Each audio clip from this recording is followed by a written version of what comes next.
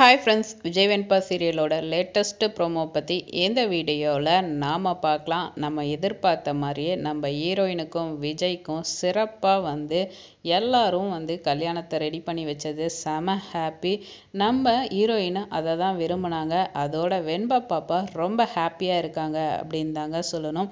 ஆனால் இதையெல்லாம் தாண்டி ஒரு விஷயம் இருக்குது.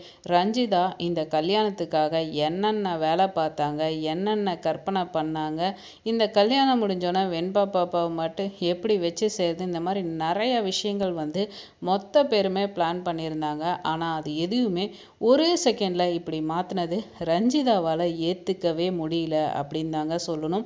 அந்த அளவுக்கு அவங்க கோவத்தில் இருக்காங்க. விஜய் வெண்பாவுக்காக சில விஷயங்கள் பண்ணது தான் இன்னைக்கு நல்லதாக முடிஞ்சிருக்குன்னு சொல்லணும்.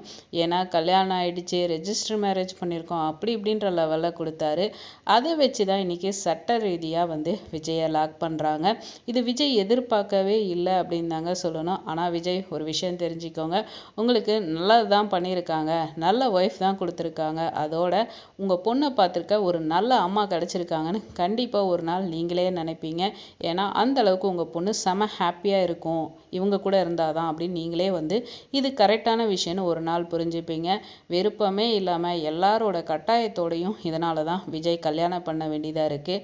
ஆமாம் ராஜேஸ்வரி மற்றவங்கெல்லாம் இருக்கிறீங்களே, அது பண்ணிடுவோம் இது பண்ணிடுவீங்களே, உங்கள் கண்ணு முன்னாடியே சிறப்பாக நம்ம அன்னபூர்ணி வேலையை பார்த்து அரவிந்த் சப்போர்ட்டோட கல்யாணத்தை முடிச்சிருக்காங்க அப்படின்னு தாங்க சொல்லணும். இதை ரஞ்சிதாவால் ஏற்றுக்க முடியுமா? கண்டிப்பாக முடியவே முடியாது. தான் மாமாவை தான் கண்ணு முன்னாடியே தட்டி தூக்கிட்டாலே இது எப்படி நியாயமாகும், இனி எதுக்காக இது பண்ணணும் அப்படின்னு சொல்லிட்டு கட்டாயமாக ரஞ்சிதா சம கொலவெறி ஆவாங்க. ஒன்று இந்த இவளை எப்படியாவது காலி பண்ணணும், இவ வந்தால் என் மாமா லைஃப்குள்ளே பூந்து என் நிம்மதியை கெடுத்துட்டான்னு கோவப்படுவாங்க. அப்படி இல்லையா, இனி நான் எதுக்காக வாழணும், நான் வாழ்கிறதுனால எந்த யூஸும் கிடையாது, எனக்கு மாமா கிடைக்காதப்ப நான் இனி இருக்க மாட்டேன், உயிரோடு இருக்க மாட்டேன், நான் செத்து போகிறேன் அப்படின்னு சொல்லிட்டு ரஞ்சிதா முடிவு எடுப்பாங்க. ஆனால் இந்த முடிவு கரெக்டாக இருக்கும். நீங்கள் போயிட்டீங்கன்னா அவங்களாச்சும் நிம்மதியாக இருப்பாங்க, இல்லைன்னா குடைச்சல் கொடுத்து கொடுத்து ரொம்ப அவங்க நிம்மதியாக கெடுத்துக்கிட்டே இருப்பீங்க. இது நல்ல முடிவாக இருக்கும் அப்படின்றதான் தோணும். வெயிட் பண்ணி பார்ப்போம்.